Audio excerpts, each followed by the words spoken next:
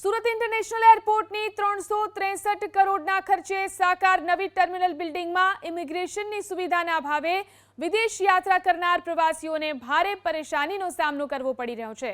હવે international terminal બિલ્ડિંગમાં વિદેશ જનાર અને પરત આવનાર પ્રવાસીઓ માટે ઇમિગ્રેશનની પ્રક્રિયા શરૂ થતાં મોટી રાહત થઈ છે।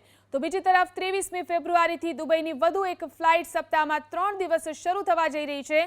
સુરત એરપોર્ટ ખાતે વર્ષ 2018-19માં શાહજહાંની પ્રથમ ફ્લાઇટ શરૂ થઈ હતી, જે સપ્તાહમાં 2 દિવસ ઉડાન ભરતી હતી। ત્યારબાદ ગત વર્ષે આ સંખ્યા વધારીને સપ્તાહમાં 5 દિવસ થઈ હતી। ત્યારબાદ ડિસેમ્બર 2023માં દુબઈની ફ્લાઇટ શરૂ થઈ। હવે 23મી ફેબ્રુઆરી ઇન્ડિગો એરલાઇન્સની દુબઈની વધુ એક ફ્લાઇટ શરૂ થવા જઈ રહી છે। આ ફ્લાઇટ સપ્તાહમાં 3 દિવસ બુધવાર, શુક્રવાર અને રવિવારે સુરતથી ઉડાન ભરશે।